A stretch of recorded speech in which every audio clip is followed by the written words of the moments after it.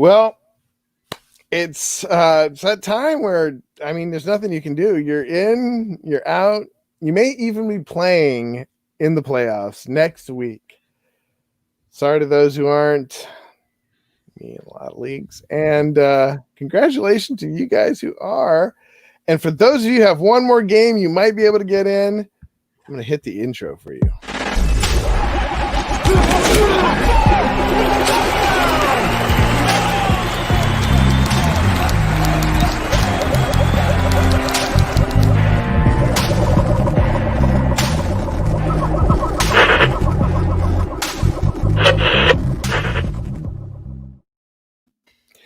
That's right. This is the Rotohackers video podcast. My name is Judah Buddha, and I'm here with A.J. Herschel, the kid, and it's Jared, the stud. And we are coming at you at a time in our lives when we're trying to evaluate whether or not we've made the right decision to love fantasy or not. Is it a decision? Is it a decision for you guys? Or is this, are we talking about something that's, to me, it may just be a disease. What do you guys, how you guys doing? Pretty good for the most part. I was telling Jared before I went, if Dobbins gets me 22 points tonight, that'll be nice to get me another win, but that probably won't happen. But all that being said, I clinched a first round bye in first place in one league. Another league, our Rotohackers, I sneaked in. Good game, Judah, this week. And my butt.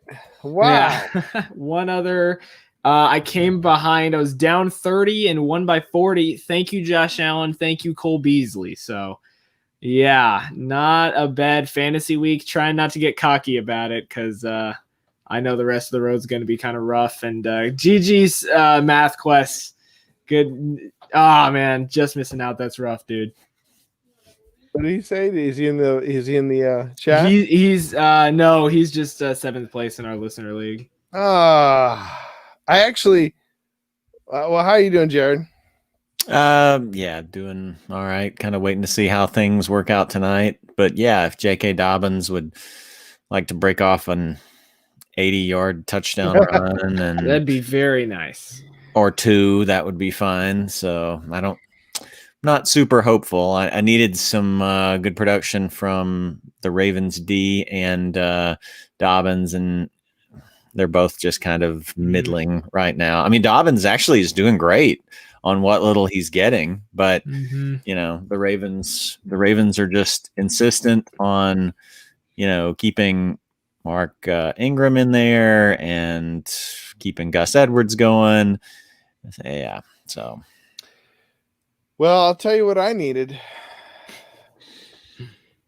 I needed Derrick Henry to not suck. Luckily, he sent me something, and this is kind of long time due. I'm sorry, Judah McNeil, but you know what? I'm still the best. So, anyways, that happened. Did he really? Did he though? Did he though? Oh my goodness. Oh my goodness. I don't know what to tell you. I was making an apology video and I didn't do it because that guy ruined my best league this week and kept me out of the playoffs. Oh no. So out of the blue, I just get. I'm sorry, Judah McNeil, but you know what? I'm still the best. There you go. See, that's just the punishment for not putting him at the best for all these weeks. It's been a season and a half, and it finally caught up to you. He paid you back for that league where you traded him for Josh Jacobs. There you go. That is the league where I tried to trade him for Josh Jacobs. Tried to trade him. And they vetoed it. Well, it wouldn't have helped you because Josh Jacobs didn't play really, so it wouldn't have really helped you anymore. Well, yeah, I'm a little bitter.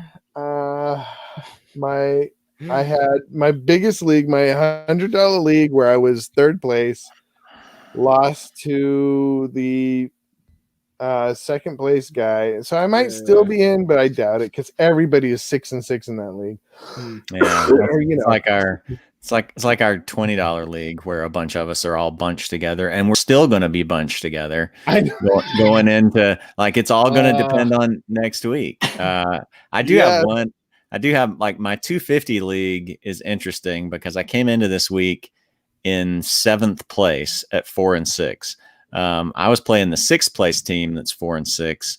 Also, the 5th place team is 5-5, and then the 3rd and 4th place teams are 6-4. So I needed both of them to lose because I needed to win and both of them to lose because if any one of those three things didn't happen, I'm automatically mathematically eliminated. All those things did happen. Whoa! Wow. So now it's me. So I'll be like, I guess in 6th place, maybe 5th or 6th.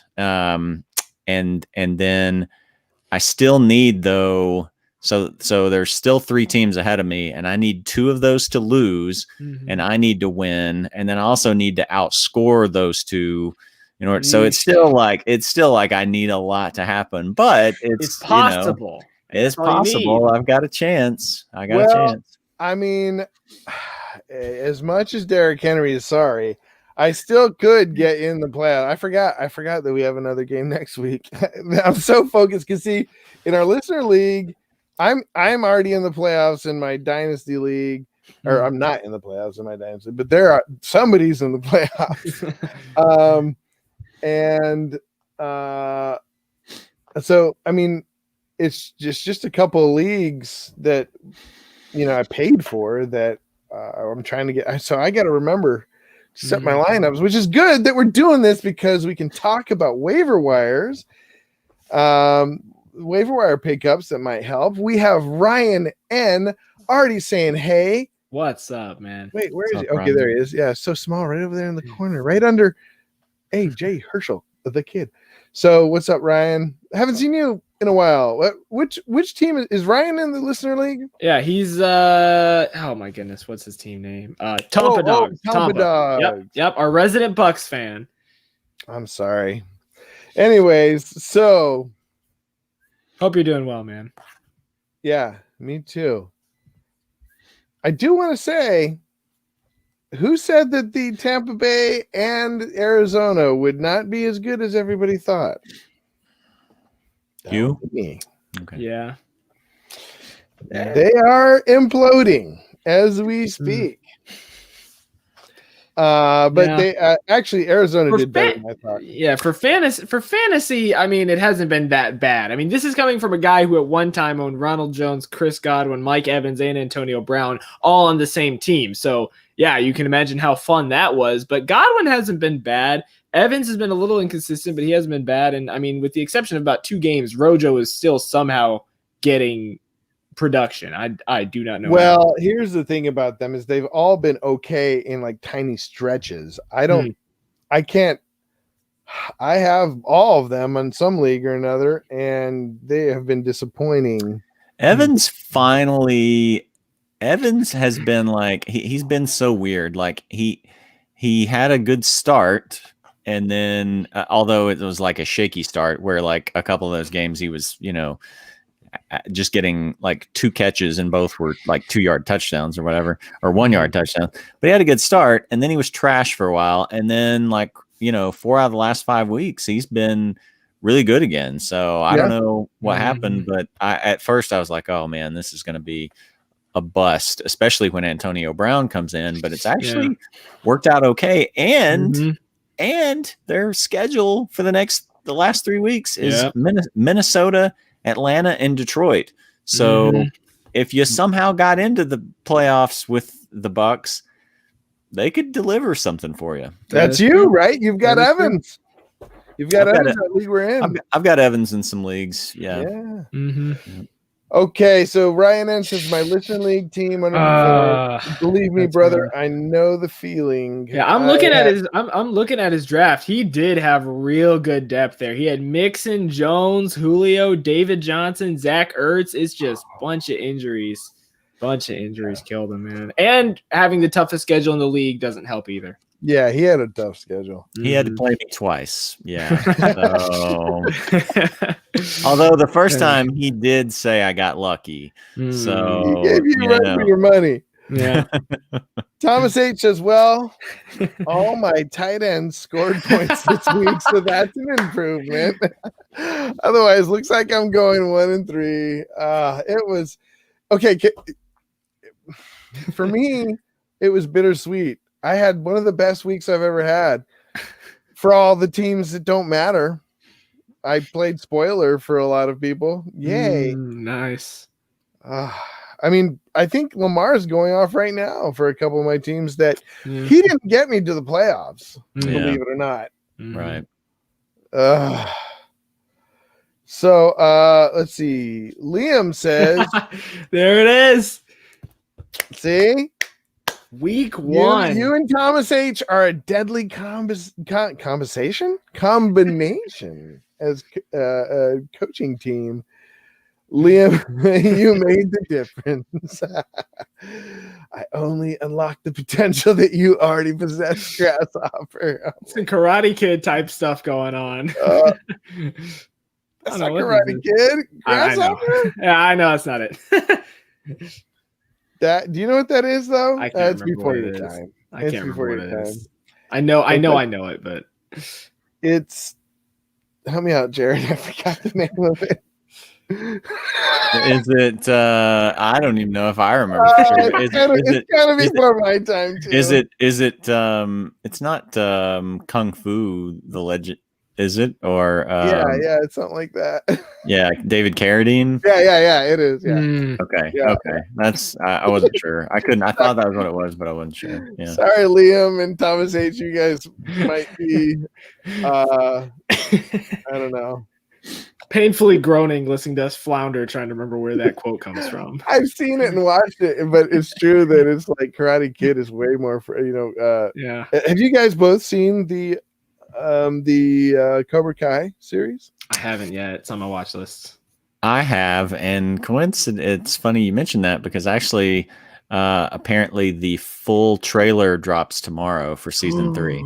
Ooh. Yes, I got to get to catching up now. You do. I stalled out a bit. I'm in season 2, and I'm having a hard time. I'm sort of halfway through, and I don't know. I lost interest a little bit. Yeah, season 2 is a little meh. But it's worth finishing up. Okay. And I think that'll give you the motivation. I think it sets up well for season 3 and beyond and stuff. Okay. Oh, I didn't realize. Let's see. I had a stretch there where I hated legit every player on my roster, but still made the playoff. It doesn't matter how you got there. It just matters that you're there. That is awesome. And Thomas H says the football team got a big win, but their football players, Antonio Gibson and Terry McLaurin, sure didn't help anybody out. Well, I will say this, as much as Henry will apologize to me, a lot of it had to do with Terry McLaurin giving me like 3 points. And then tonight, what's his name? Elliot gave my opponent more than 3 points, which is more than he gave me last week. So on my other team. So anyways, I'm not bitter. How was your guys' weekend? How did it go as far as what is your takeaway from the weekend? But more importantly, what is your takeaway from the year? What are you taking away that you're going to write down in a little notepad? Maybe not, but I think I will. I like to write a few things down because I forget them over the summer and I don't want to reinvent the wheel. Come the fall, do you guys have anything this season you've got to the end and you're like, future self, remember this. Because one of the things that I'm going to remember is that rookies don't get going until the last third of the season. Ever. Well, I mean, some, but yeah, but for the most part, a lot of them, don't get going right away. Right away. Yeah. So what do you guys think? Do you have anything? I have a couple more, but I want to hear from you guys. So one of mine is, unless there is significantly more clarity in a lot of backfields going into next season, pay up for the star running backs in auction drafts, because I thought by now we would have, some clarity on, no, Ravens still just mixing these guys in and out. Mark Ingram, they gotta, for whatever reason, his contract stipulates they got to keep him in there, giving him 2-yard runs. I told you they like him. Yeah. So, the 49ers, you never know who's going to run the ball for them. Yep. The Rams just keep wanting to mix those three: Henderson, Akers, and Malcolm Brown. We're not even talking about split backfields anymore. We're talking, 3-4 guys.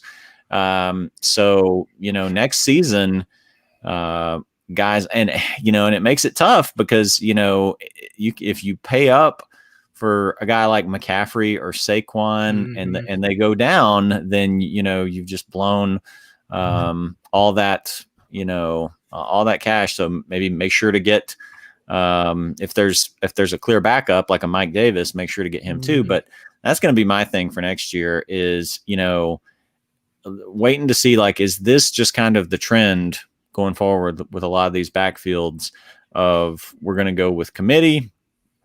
And if so, then as valuable as star running backs were before, they are even more valuable now, to where they really would be worth some of those like $80, plus dollar price tags that people have paid for them in auctions. But again, if you did that with McCaffrey or Saquon, you lost your money. So McCaffrey, Saquon, and Elliott, basically, yeah. I mean, of the top, who are the top four? McCaffrey, Saquon, Elliott, and kind of, Okay, well, Kamara definitely. But Henry then, was usually the other one. And I mean, Henry's, despite your experience last week, generally paid off. He apologized. Hey, he apologized. Easy on him, okay? So, that's one of the things for me. What about you, AJ Herschel? For me, I think it's a couple of things that just got reinforced. Stay away from running backs and committees has just kind of been in my head for the last 3 years. But maybe the biggest one is that regression is inevitable for everybody, whether it's due to injury, whether it's due to the team. Like Lamar, nowhere near as good as he was going to be last year. Mahomes last year had natural regression from throwing 50 touchdowns. Aaron Jones is doing fine, but there was no way he was going to score another 20 touchdowns. McCaffrey's been injured, and that one's more of a fluke because he was headed to do the exact same thing this year. But Ezekiel Elliott wasn't going to eat up 1,600 yards again this year. Just kind of and Michael Thomas, like, he's, even when he's been back, he's been good, but it hasn't exactly been the I'm going to catch 50 passes a game type of guy.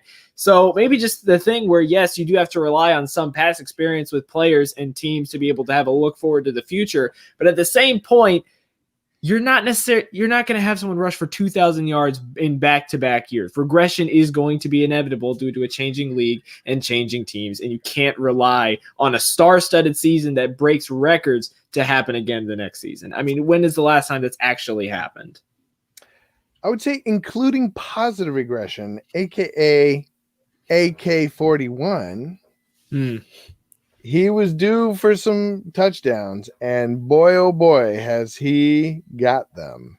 Is that regression, though? Positive regression? Regressing for touchdowns? We had this, remember, we had this whole discussion where I wanted to call it progression. Regression to the mean. Regression to the mean. The mean is in the middle. Yeah. You either have a slope that goes down or a slope that goes up. When it goes up too high, then you expect it to come down. When it goes too low, you expect it to come up. Yeah. So it's positive regression.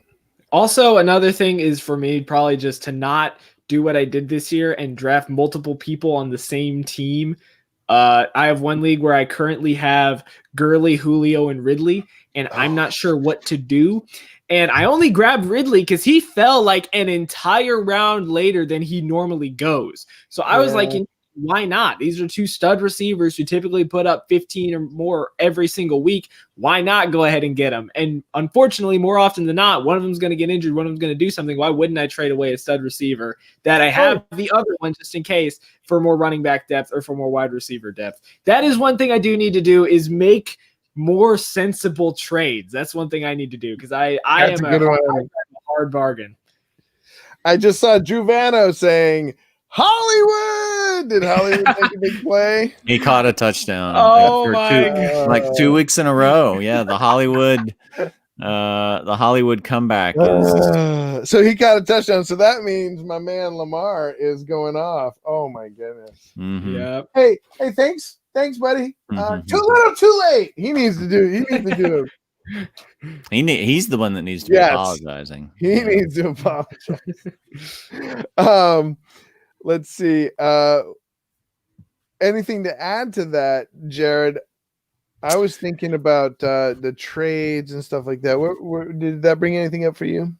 I mean, there's some just different takeaways for me. Like, get Travis Kelce everywhere is another takeaway for me. Yep. Like, there we go. I thought Mark Andrews would stay on the rise this year. Me too. First few games, he had a couple of huge games, and then that busted. So I got him a lot of places, and that didn't work out. But it wasn't just him. I mean, Kittle is proving to be injury prone. Yeah. Every season, it's a foot, some lower leg issue. Yeah. Zach Ertz is now trash. Probably, at least. Maybe if he goes to another team, maybe he'll be good again. Maybe it's the Carson Wentz effect. Although Goddard's still done pretty good. So maybe there's a couple of these other young tight ends, like Hawkinson has had a pretty good year. Gesicki, he may be a little injury prone too, though. He may be a little injury prone too. And I hate, like, Kelsey's been so healthy for so long. I hate to then, like, it feels like don't jinx it. Like he's due. But that may be the thing is, like, get a lot of Travis Kelce because he is just so. I mean, he was always head and shoulders above most of them, but now, with Kittle's injuries and Andrew being tied to Lamar's inconsistency, he's now just like head and shoulders above everybody and well worth, a second round pick, probably, worth like a late first round pick. I'm in the playoffs everywhere where I have Kelce. Yeah. I mean, he's such a difference maker because receivers, you can find, like, like we said, Cole Beasley, he went off this week. Kiki Cutie went off this week. T.Y. Hilton went off this week. You can find somebody on the waiver wire at receiver, but if you've got Travis Kelce and he's routinely giving you 20 points at tight end at a position where guys are giving you goose eggs, I mean, it's such a difference maker. Yes, so that's another one for me. My boy. Quarterback next year, I think we've got a little bit better idea of quarterbacks, and I'm going to pay up, I think, probably more for a quarterback next year than I have in past years because, we've had some guys, Herbert came along, but it's been kind of a wasteland. I mean, we started the year thinking, all the quarterbacks are amazing, but like, that changed fast. Yeah.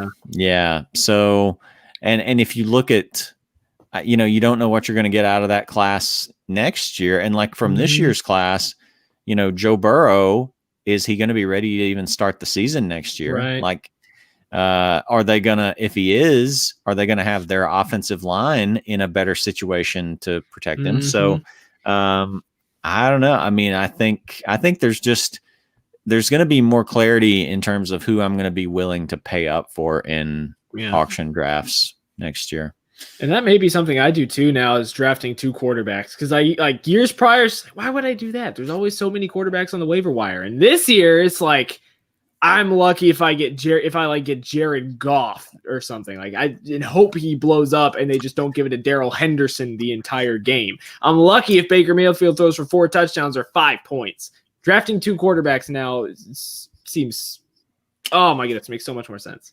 Well, and I think with some of these guys, you know, we went in thinking like not really knowing what we could get out of them, because some of these guys were going into like their 3rd year, 4th year, 2nd year. Like, you know, like Daniel Jones was a guy who I thought like, oh yeah, he could be, you know, surprisingly good. No, he was not.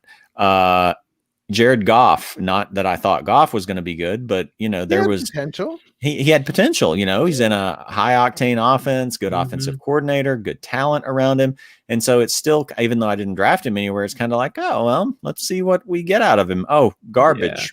He can't, like, defenses make little adjustments or throw little trickeries at him, and he has no idea what to do. Yeah. You know, Carson Wentz, trash. He may never, you know, he may not start another game unless there's some injury to Hurts or something like that. So, yeah, did the little StreamYard duck just little StreamYard duck just popped up? Was this the moment the subscription ran out? No, that was AJ Herschel. Yeah. Oh, okay. No, actually, funny. I found out the subscription goes through. I guess I paid through next June, so we're solid. For that. Okay. Okay. I was just wondering. So yeah, so you've got all these quarterbacks. So yeah, it's going to be interesting. It's going to be interesting next year. But I think I just went into this year with not very much clarity of how things were going to look, you know, like who are going to be the good receivers. You know, you had this kind of collection of people of like DK Metcalf, Calvin Ridley, DJ Moore, DJ Chark. All these guys were getting drafted around Galladay. Yeah, Galladay, right around the same. Well, Galladay was going for a little bit more. But a lot of those guys were going, you know, in the like low to, you know, high teens, and it's just like, which one of these ones are really going to break out? So now, like we've seen from DK, we know what we're going to get from him. Some of these others, we're starting to see like you can't really trust them. So I think this just felt like a year apart from COVID, not just tied to COVID, but for a lot of reasons. Injuries, you know, just guys being in positions where, you know, they were at a place in their career where 2nd year, you didn't really know what you're going to get from whatever. I think there's going to be more clarity, a lot more clarity, hopefully next season. I hope so. Yeah. That's good. Okay. Ryan N. And I want to come back to you, AJ. Ryan N. says, David Montgomery, hate. Le'Veon Bell, hate. Cup, hate. Carson, bleh. Evans, bleh. Hunter Henry, bleh. And Michael Thomas as well, bleh. That is like the greatest boom or bust team I've ever seen in my life. And if you're in the playoffs, that just means they boomed and you need them to. That's crazy. Well, and it's weird to me because a lot of the people that I felt like I had a good idea about, they are starting to come around right now. But man, it's too late. Don't need them now. Yeah. Yeah. It's funny. Like some of my teams that are missing the playoffs, I'm like, man, I wish I had that team in the playoffs. Yeah. And some of my teams that are getting in, it's like, gosh, this thing may get steamrolled, you know. No. So I don't think I've ever felt so insecure in the playoffs. Although I will say most times that I felt super secure in the playoffs, I've lost big in the finals. So maybe that's a good sign. I don't know. We never know. I remember I had Tyreek Hill his first year. I was like, man, I'm gonna have to play this guy in my who knows? I got him off the waiver wire. I'm gonna have to play him off the waiver wire in my wide receiver. and he went off that year. That for the playoffs. Mm-hmm. Ryan N also said I traded Cup for Rojo and AB. I don't know what team made anything. Like what team benefited? I don't know how that team made anything. Yeah. Traded Cup for Rojo and AB. Kind of a wash, I guess. But I don't know. I think Rojo could be. I mean, these days it's finding a starting. Remember people were drafting Fournette like first 4 or 5 rounds. Mm-hmm. Oof. Yeah. Nice. Yeah, well, Rojo, 2 of his last 3 games, the Falcons' run defense is a little bit better than it seems. Yeah. Mm-hmm. So they've got that game sandwiched in between those. But Minnesota and Detroit, I mean, those are nice rushing matchups. I mean, he could give you some nice the whole Bucks offense could give you some nice points these final 3 games. Yep. Thomas H says Chargers?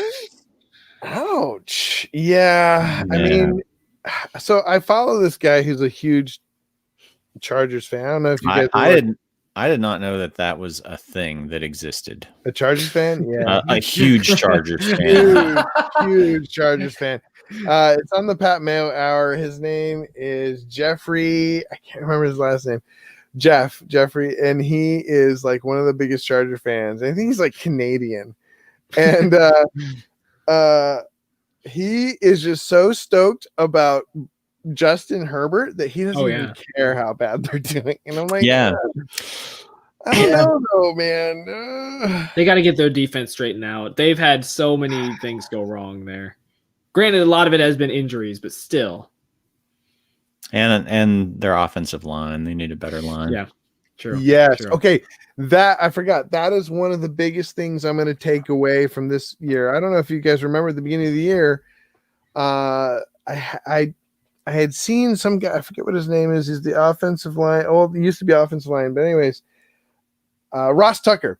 Tucker. I had seen him talk about different offensive lines, and he said, "I'm really impressed with the Browns, and I think that the Cowboys and the Philadelphia are weirdly like doing terrible." And I thought, well, that's interesting.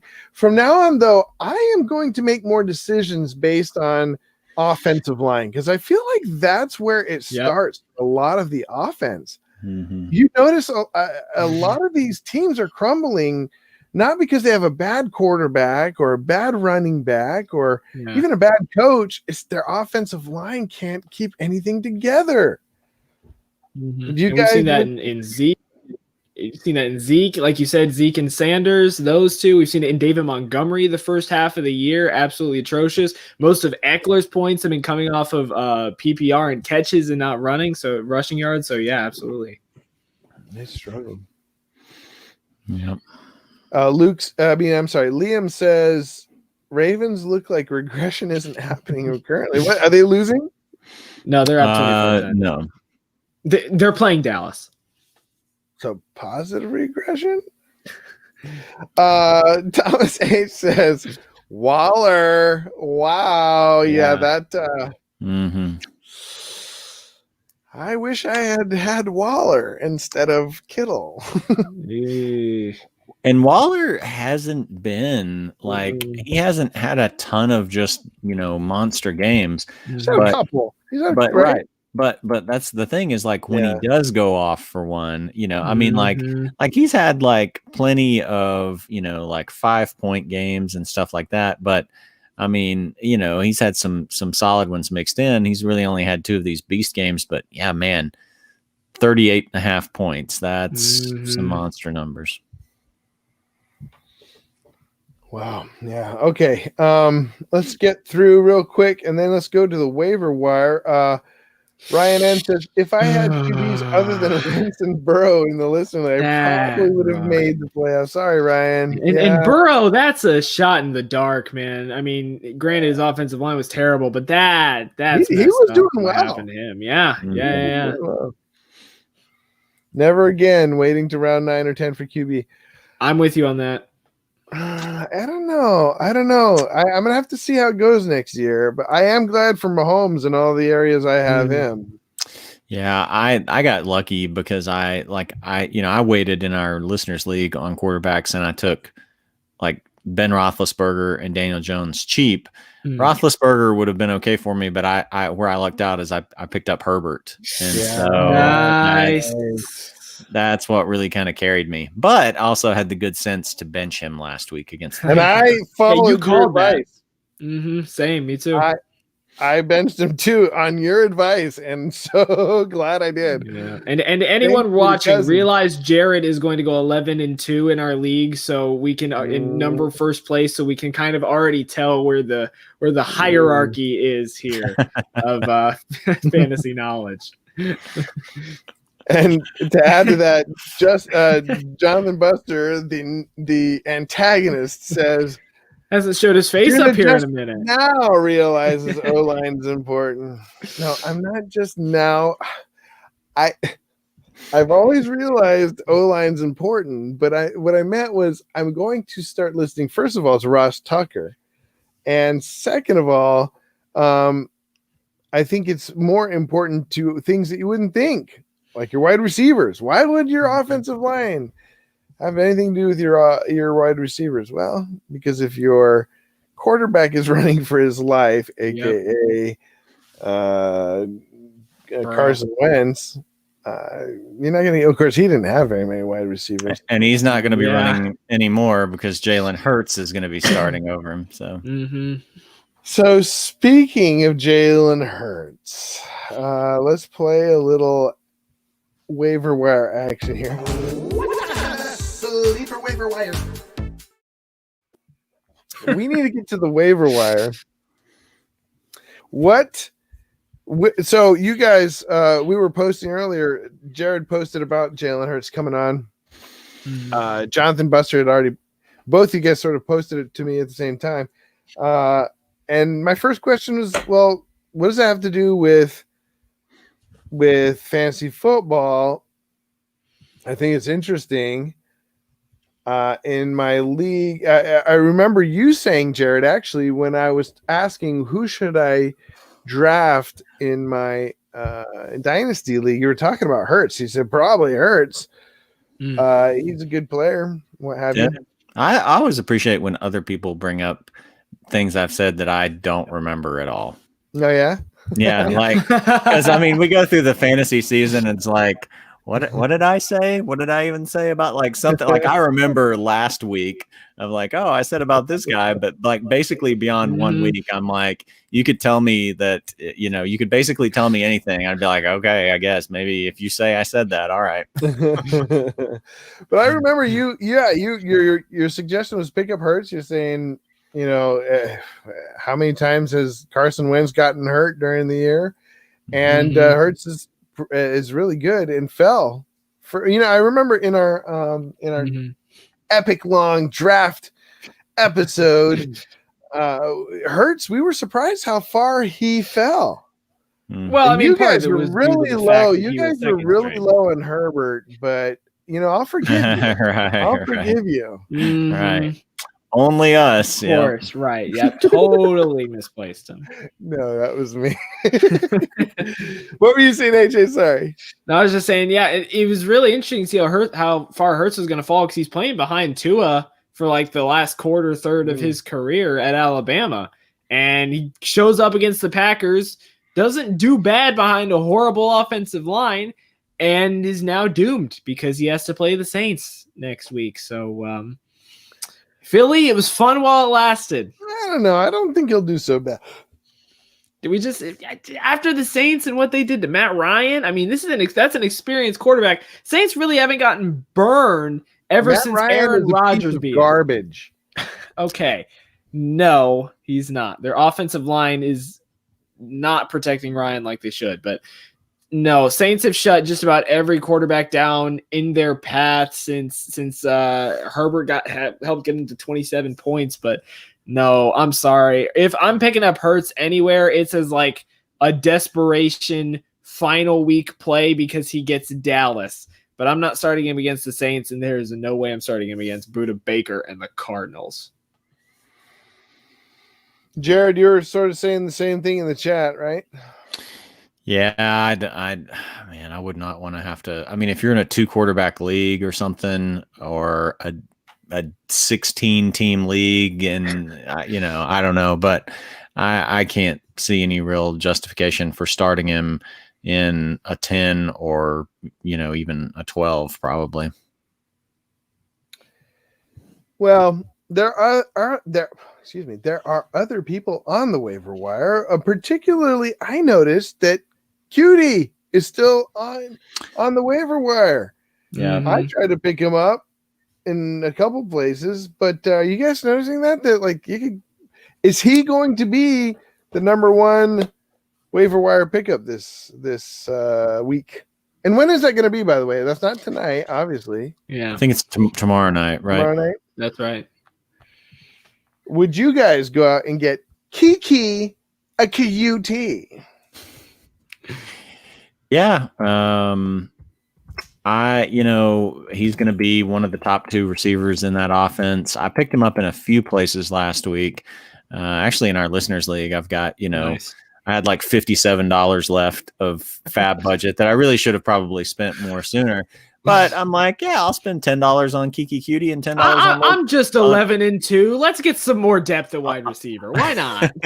and Logan Thomas. And Logan Thomas had like 20 points this week. And then Kiki Cutie went off for like 18 on my bench. But and I still got like $37 or something. So we'll see who I can find this week. But yeah, so what? Pish posh, Yeah. man. So Wow. so I we've seen all season that offense has really been kind of split between Brandon Cooks and Will Fuller. Well, Will Fuller's done for the season, and I think Cooks came out of it. Let's see, I guess he's okay now. Yeah. I thought he got dinged up a little bit there, but Yeah. I guess he ended up did. okay. He came back out. They said he's going to be good to go. Gotcha. So he had 8 targets. Kiki Cutie had 9. He turned those into 141 yards against the Colts, which is a pretty good pass defense. Excuse me. And the rest of the schedule is not great for him for the most part. It's Chicago, which is a tough pass defense. Then the Colts again, which I mean, although he just proved he could get open against them. But it is in Indy, so that'll be a little bit harder. And then he gets Cincinnati in the fantasy championship. So, I mean, Kiki Cutie is a guy who, depending on what else you've got, you may or may not want to, I don't know how much you want to deploy him. But if he gets to the fantasy championship, he could be a league winner for you. Mm-hmm. Yeah, it's good. AJ, agree? Do you have somebody else? Yeah, I think I agree. Watson's going to be throwing the ball all the time. There's no reason not to pick him up if you can, especially because it seems like he's just taking on a Will Fuller / Brandon Cooks-esque role. They'll probably be sharing a little bit more than when Fuller was just getting absolutely all the targets. But I think he's definitely worth still grabbing. Jarvis Landry is still, like I said a couple weeks ago, he only does well in the final 6 weeks of the season, and that's when he catches all of his touchdowns. Somehow Cole Beasley still is available in 40% of leagues, and I do not understand why. I don't know how many people are in 8-team leagues and decided not to own him, but okay. And yeah, I know everyone's going to be going after Ty Johnson because running backs are very, very hard to find nowadays. He looked good. He did, and he gets Seattle next week, which is startable, and then he hits the Rams. So if you get him, do not be prepared for an end-of-season fix with him. I think the nice little run with there is going to end, depending on how Gore does over the week, if he gets a split now or what. Would you rather have Ty Johnson or Kiki QT? Oh, Kiki. I would much rather have Kiki. I'd rather put him in my flex spot when I know he's playing with Watson. I know they're going to be throwing the ball. He's going to get targets. And at the end of the day, Ty Johnson still plays in the Jets. So that's about it. I don't know. I have a long memory and a long relationship with Kiki QT, and I'm not so easy to throw him in my lineup. I remember many seasons. Well, no, those are like 2 seasons really, where he burned me. So Mm. I'm cautious about the cutie. Also, really quick, can we just talk about how handcuff running backs, with the exception of Latavius Murray, have been dreadful this year? We pick up Brian Hill, Ito Smith gets a touchdown. We pick up Devontae Booker, he does absolutely nothing. Boston Scott was good for a week. We pick up Madison against Atlanta, he gets 3. We pick up Pollard, he has not done much. Well, yeah, he's showing like little glimmers of talent. It's like a lesser man's Latavius Murray right now. Yeah, this point, basically. But I mean, how are you supposed to even start that unless you're desperate? You just gotta hope that they give him a bunch of carries in the week coming. And even with the Steelers just don't know how to run the football anymore. Benny Snell at one point had 6 carries for 6 yards for a perfect 1 yard average. Yeah. Backup running backs this year, for the most part, have been atrocious to have on your team. 49ers running backs, dart throw after Raheem Mostert. Chargers running backs, dart throw until Kalen Ballage decided to show up for 2 weeks. It has been a mess for handcuff running backs this year. Jared, how much of that do you think was from not having a preseason? And do you have any other good pickups off the waiver wire? I don't know how much of that was from not having a preseason. Again, like we're going back to a point of I can't even, like, I struggle to keep last week straight. So my brain just physically can't go back to preseason at this point and analyze how that affected things.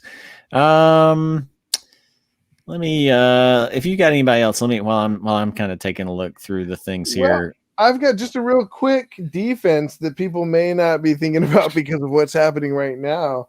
Mm-hmm. The Cowboys are pretty much available everywhere, and they have a pretty sweet schedule. Does anybody want to pick them up? No. AJ Herschel already cut himself out. Cincinnati, San Francisco, and Philadelphia? No. Cincinnati's at least Oh wait, is Mixon coming back next week? He's coming back next week, right? If I remember correctly. I mean, he can. Yeah, there's no way I'm picking up Dallas's defense next week. I'm sorry. But I mean, the Cowboys just haven't. I mean, they've had maybe, what have they had? Like one. They played well at Philadelphia. But the problem is, if it's Hurts for the rest of the season, then that might not, that option to like beat up on Carson Wentz may not be there. And San Francisco, I mean, they'll be solid. I think they'll score some points on them. So yeah, I don't. No, not for me. Hard to stomach. Gotcha.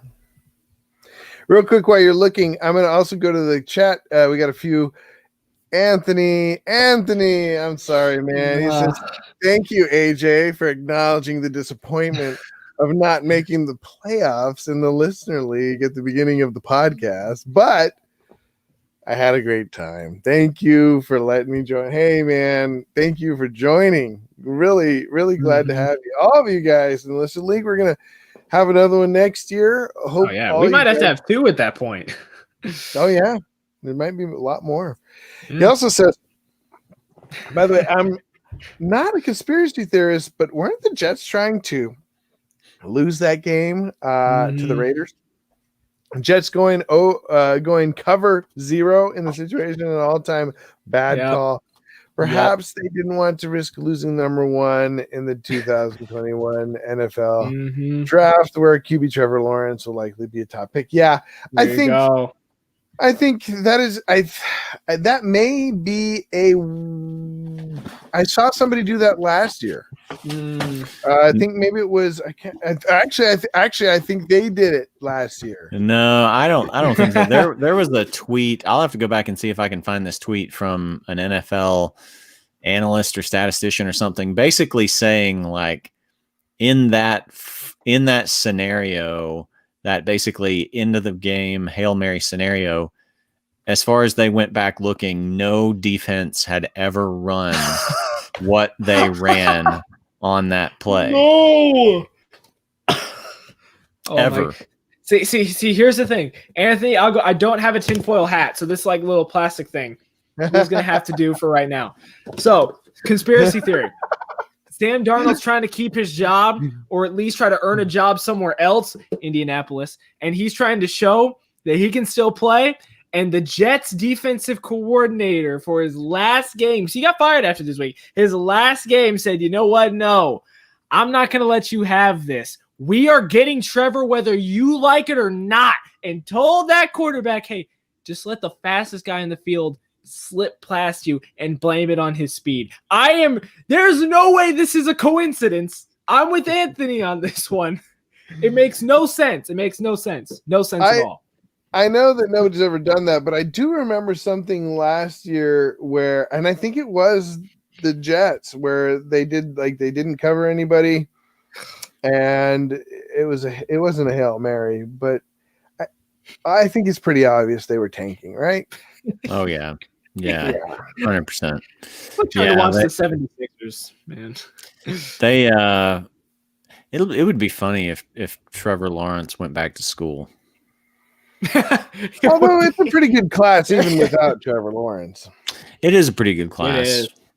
But I don't know if it's a class that you need to then tank that hard for the number one pick. Yeah. Yeah. You gotta respect people like the Giants who are actually putting some effort forward, you know? Yeah. Yeah.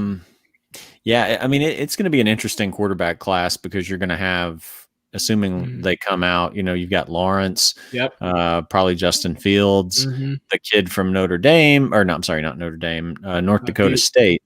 Yeah, Trey Lance. Trey Lance. Who may go before Fields, and then the BYU kid Zach Wilson is starting to get more buzz.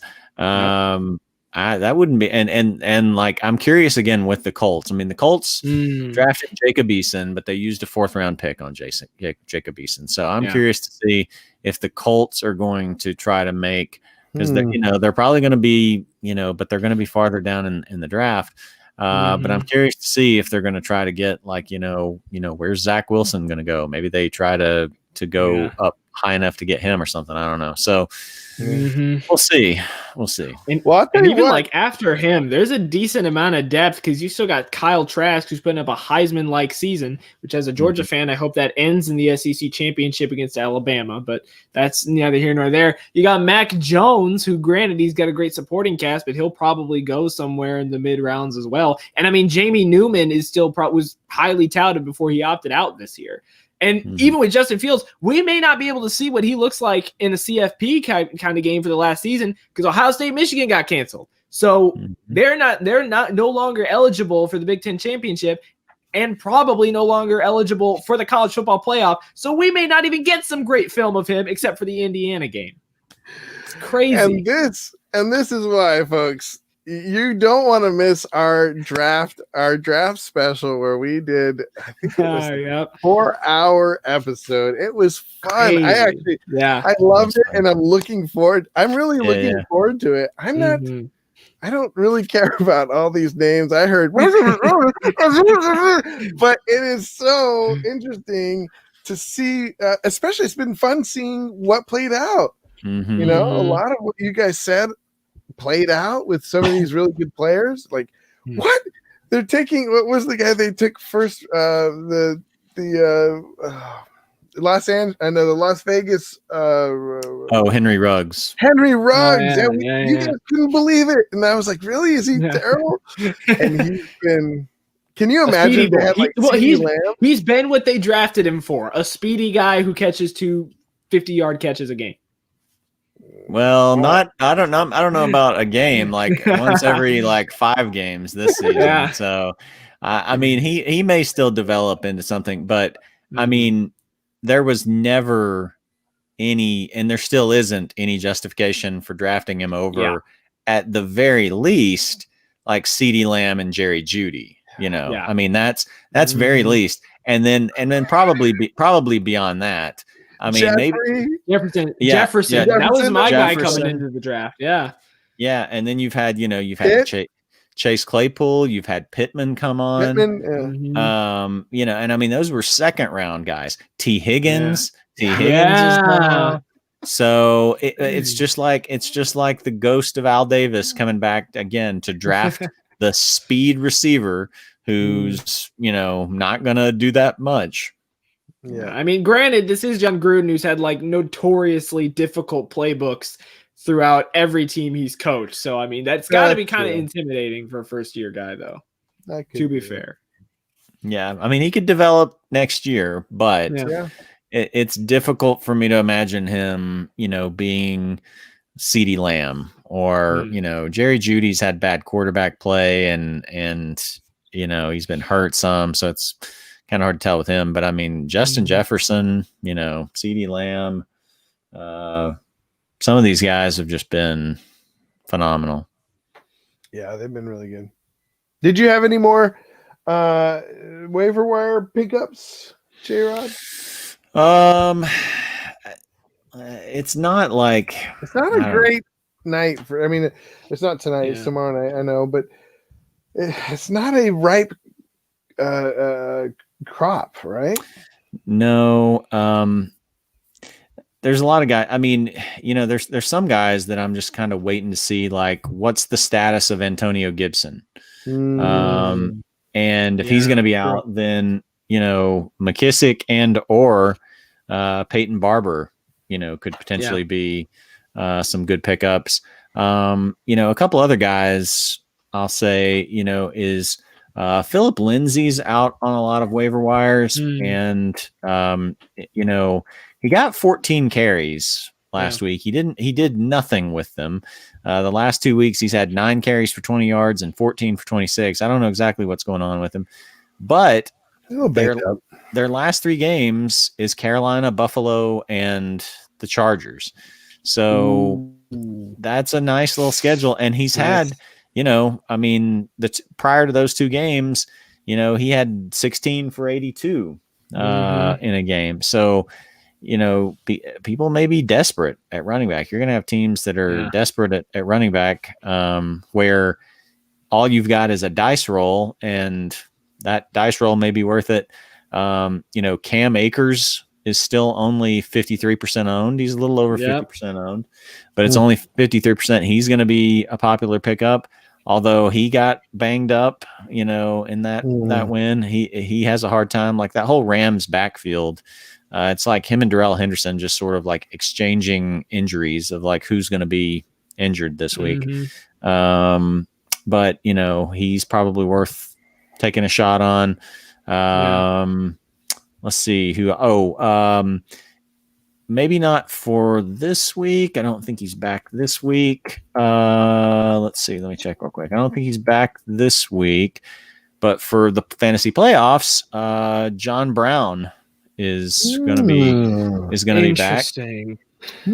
So his last 2 games that he played, he had 11 targets, 8 catches, and 99 yards, and 8 targets, 6 catches, and 72 yards. So he was in double digits both times. So interesting.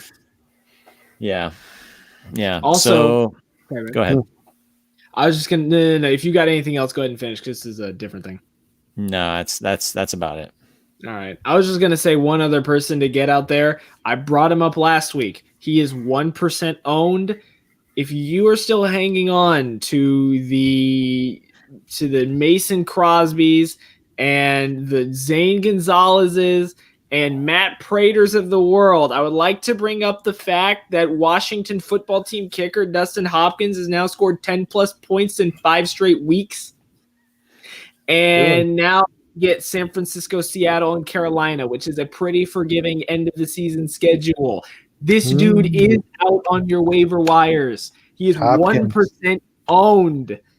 I brought him up last week. I'm bringing him up again this week. Go get Dustin Hopkins.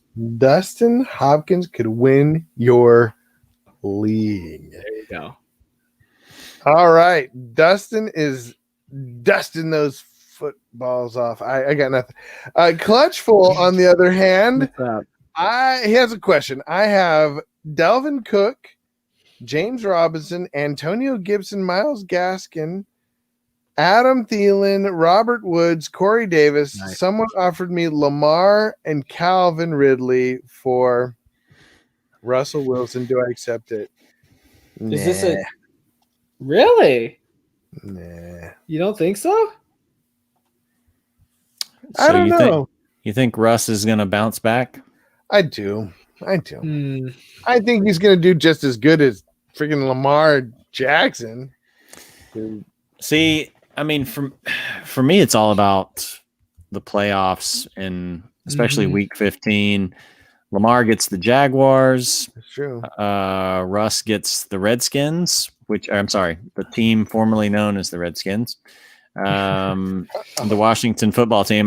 That's the first time like all season that I've forgotten and just randomly gone back to them, which is weird because normally I constantly go back to the Chargers being in San Diego or the Raiders being in Oakland. Yeah. Anyway, he gets the Washington football team. And they've had a pretty good pass defense. Yeah, they have a good general offense and Yeah. So, and we've been talking about the inevitable Russ late season slide where first 3 games he had 31 plus points each of those games. Since then, it's been like, up through like week 9, it was like anywhere from 24 to 33. And then we hit week 10, under 12 against the Rams. He managed 20 against Arizona, 14 at Philly, 16 against the Giants in a loss to the New York Giants at home. So this is why I don't draft Russell Wilson. And maybe he comes back and, lights it up for these last few games. Next week he does have the Jets, but then when you get into the playoffs, he has Washington and those Rams that held him under 12 points. So I would do that trade. That's a do it. That's a do it for me. I mean, Yep. Same for you. Oh yeah, I was gonna say I'm completely with this. You basically get Calvin Ridley for Russell Wilson and a bonus Lamar Jackson, thrown in there as like an extra prize. So yeah, that would do it for me. When you say it that way, I have to think. Do it! Come on! Do it now! Yeah, you're right. That is true. I guess I kind of forgot about how what does Calvin Ridley's schedule look like? Because he's a little bit schedule dependent. Yeah, he's got a mixed bag for the end of his season schedule. He gets the Chargers, so I mean, iffy. But then he gets Tampa and finishes with Kansas City. But in typical Falcons fashion, where every year they play the game, let's ruin our early draft pick, they will be throwing the ball a lot. Yeah. So, and he's been about as consistent as almost anybody out there. He had that weird, bizarre Green Bay game where he had 5 targets, no catches, just a goose egg. But apart from that, he had a bad game at Carolina in week 8. Every other week he's been in double digits. I mean, he's not lighting it up the way he was at the first of the season, but basically you can always count on 13, 14, 15, 16, 17 points from him.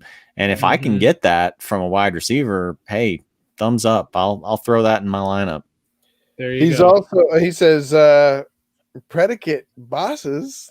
Have a good night. We're the predicate bosses. And I just noticed his profile is Captain America's shield, I think. So respect. What? I like that. Is it? Yeah, Oh, it is. it You is. got the middle. Looks good. That's man. interesting. It's like a G and Captain American shield. Huh. I like it. Well, thank you, Clutchful. I hope do it. Do it now. Yeah. Have a good night, dude. Have a good night. Noah Drontel. I love that name, Noah Drontel. Sounds like a Star Wars character. Start 2, Swift, Taylor, or Lockett. I don't know if Swift is going to be the same.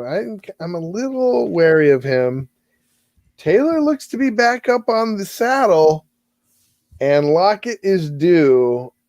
If I would really pay attention to see if Swift is completely healthy. Yeah. If he is, I think I would play him over Lockett.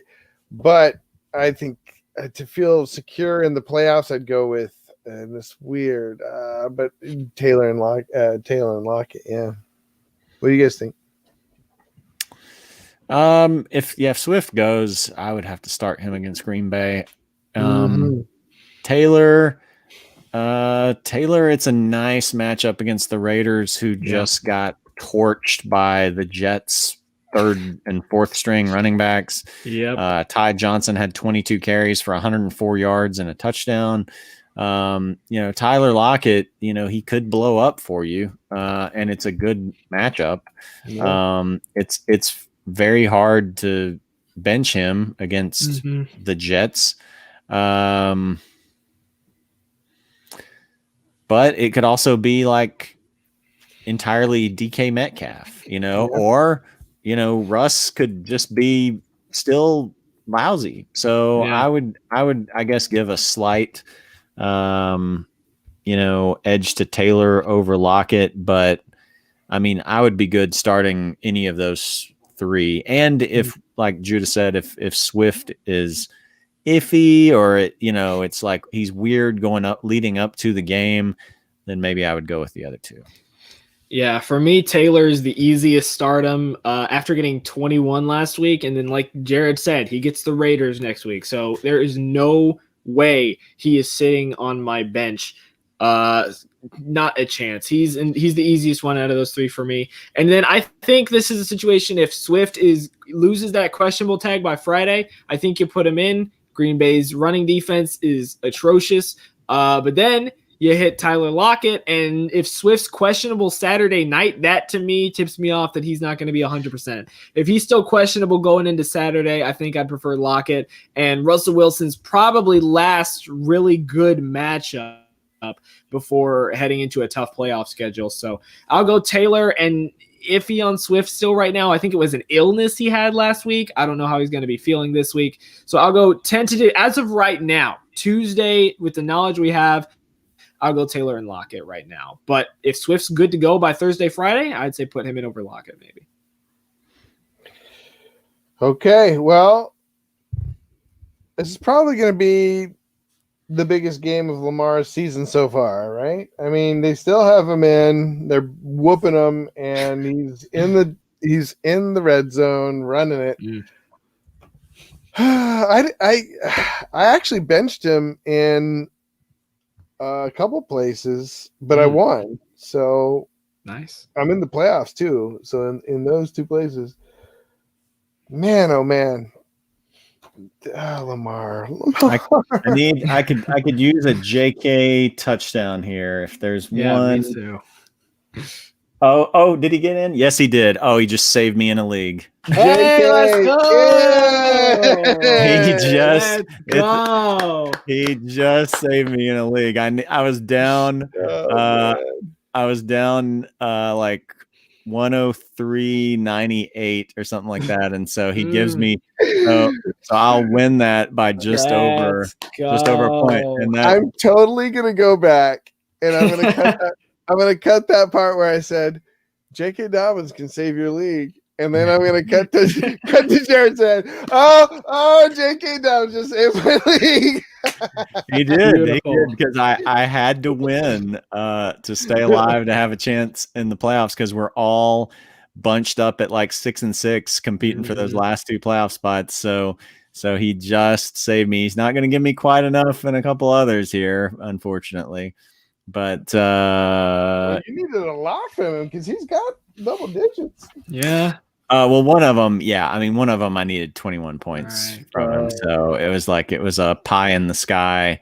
Yeah. You're not going to do this, but 2 minutes left. Come on, JK. I need 9 more points. 9 more points. Yeah.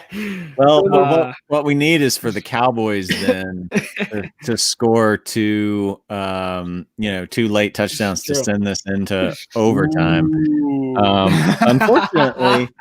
Unfortunately, now if they were playing the Falcons, then this would be doable. But I don't know that it's going to be doable against the Ravens.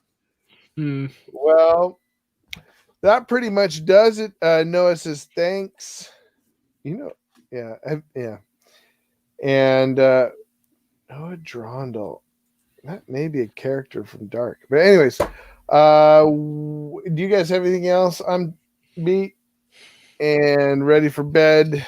And I don't have to do any kind of football tonight. I'm just going to go to bed. Nice.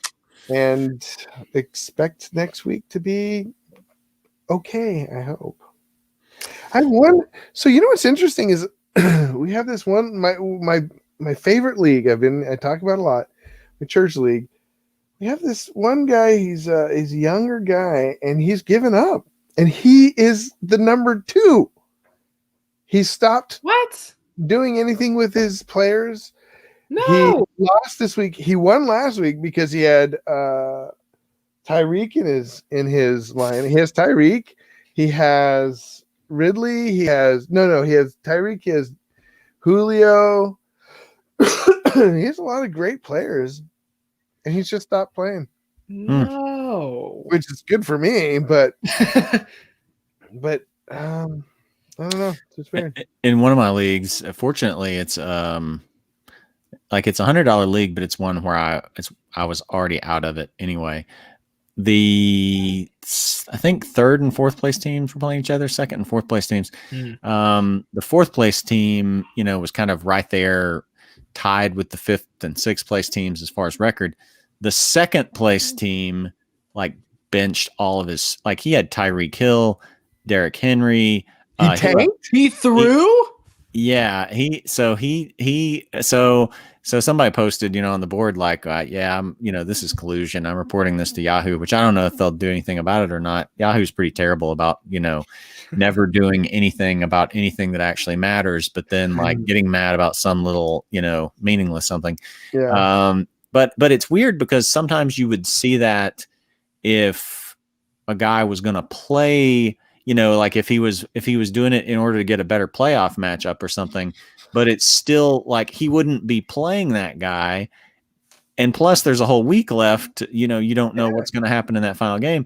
So is there a chance you can get in? No, I was already out of it.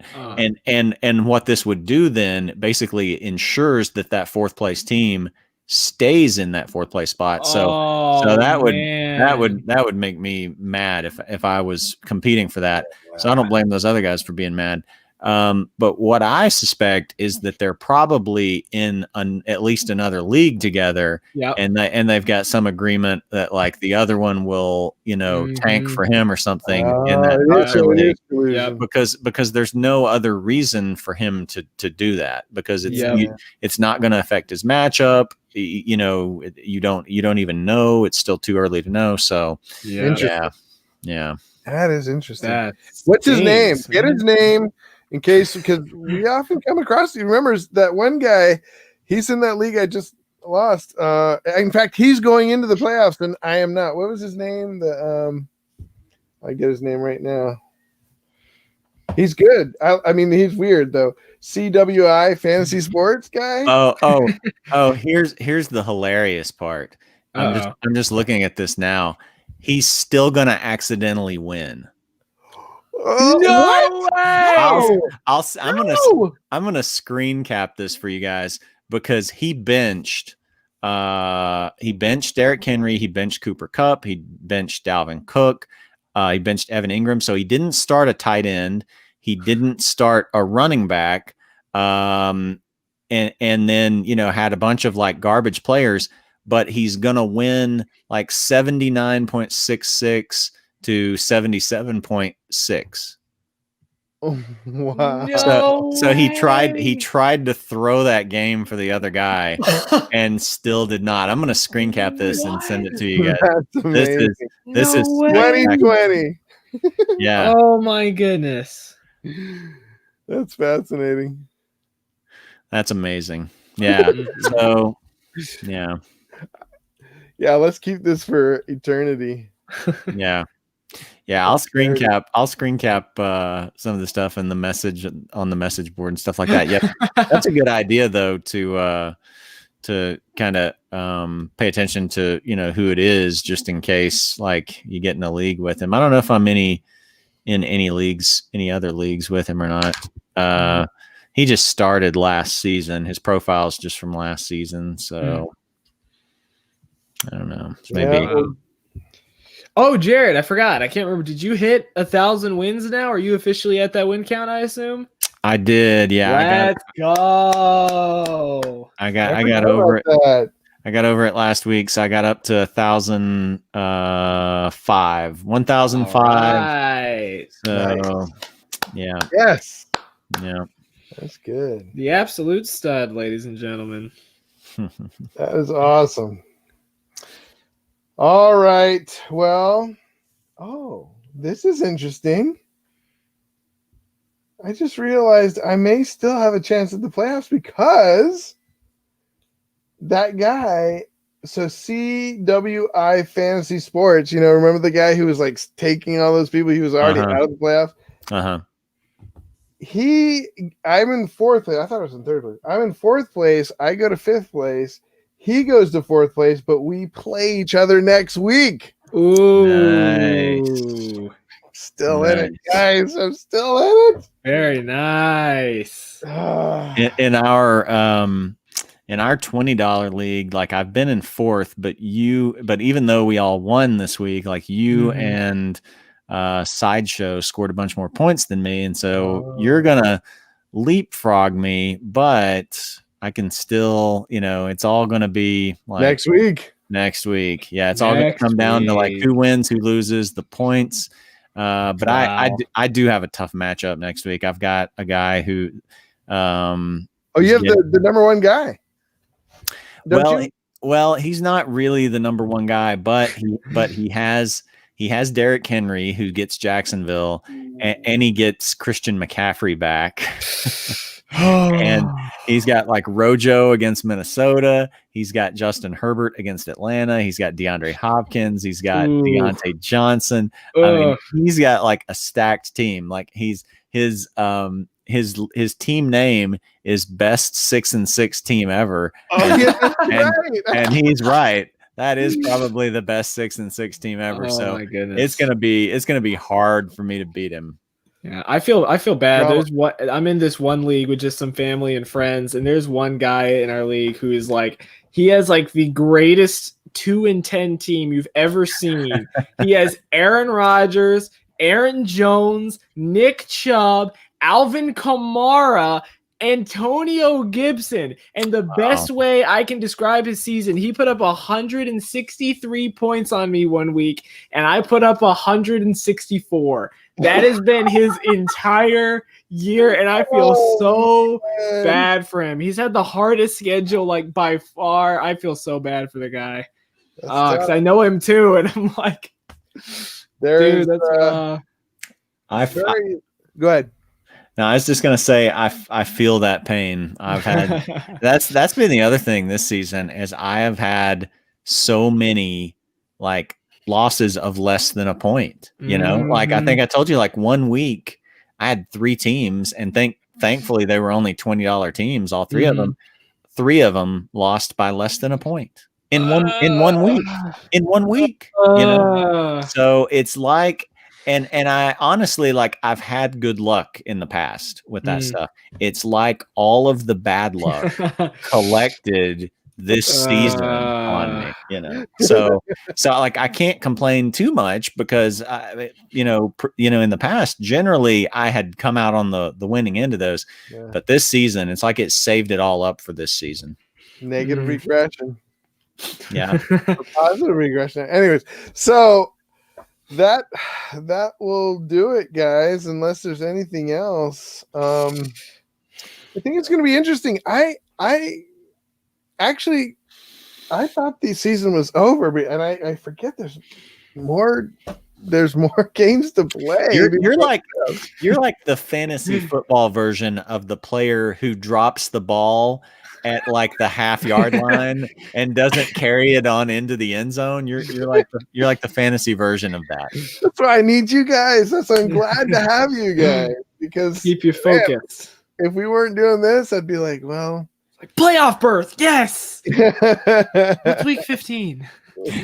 Week 14, he's like finishes at the top of the standings. I win the league. You know, Yep. wait, playoffs? Playoffs. Talk about playoffs. Oh, did you guys see the Des Bryant thing before this game? Yes. No, what that was happened? Hilarious. I feel bad. So Des like flipped out because the Ravens are playing the Cowboys, so he wanted to get to play the Cowboys. Well, he had an inconclusive COVID test earlier today. Well, Mhm. I guess it took him a while to figure out it was inconclusive. So he had been out there warming up, Yeah. and they came and pulled him off the field, tested him, tested positive. So then, he couldn't be there for it. And so he like flipped out on Twitter and basically said, I'm done. I'm not coming back and all this stuff. So 2020 taking another precious star from yesteryear. At least. Yeah. Oh man. Well, it's been fun tonight, guys. I appreciate you guys, and you know what? It's not all bad. There's some highlights and more to come where we can enjoy the fantasy football season of 2020. That should be a book. Fantasy football season of 2020. Mm-hmm. Call it parody. Yep. I don't know. Quote in the quote, like right on, they always have a quote on the back of the book or on the inside cover. Quote, Judah Buddha 2020. I'm following my feelings, not facts. I'm sorry, Judah McNeil, but you know what? I'm still the best. I mean, how would he even know you as Judah McNeil? He would just know you as Judah Buddha. Is that what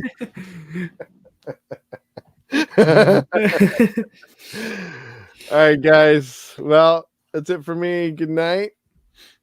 And Good night.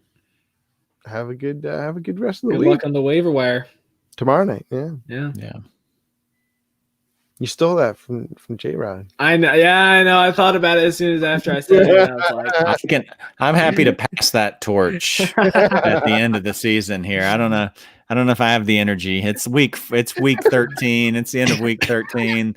I'm just worn out from this season. I'm going to throw that. I'm going to officially make that your responsibility for these last few weeks. It would be half-hearted coming from Jared. It would be that kind of luck.